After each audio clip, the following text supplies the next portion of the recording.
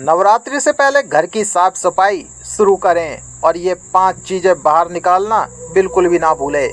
नवरात्रि में माता की चौकी सजा रहे हैं या 9 दिनों तक पूजा पाठ या उपवास करने वाले हैं तो घर को अच्छी तरह साफ करना बहुत ज़रूरी है। इस दौरान आपको ध्यान से कुछ चीज़ों को घर के बाहर निकाल देना है। 9 दिनों तक चलने वाला शारदीय नवरात्रि का त्यौहार हिंदू धर्म में बहुत ही खास माना गया है। कहते हैं कि इन दिनों देवी दुर्गा स्वयं धरती लोक पर पधारती हैं। मां के स्वागत के लिए भक्त कई दिनों पहले ही तैयारियां शुरू कर देते हैं, क्योंकि शारदीय नवरात्रि शुरू होने में कुछ ही दिनों का समय है। इसलिए ज़्यादातर घरों में देवी के स्वागत की तैयारियां शुरू हो गई हैं। इन तैयारियों में सबसे ज़रूरी है घर की साफ सफाई करना।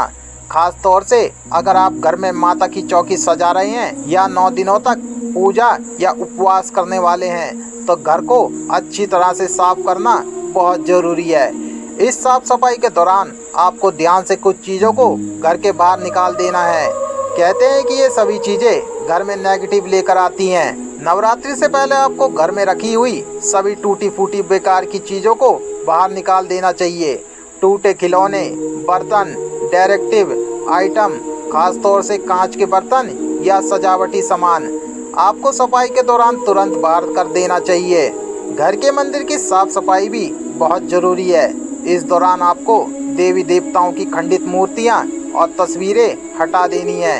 इनकी जगह नई तस्वीरें और मूर्तियां स्थापित करें। नवरात्रि से शुभ अवसर भला क्या होगा।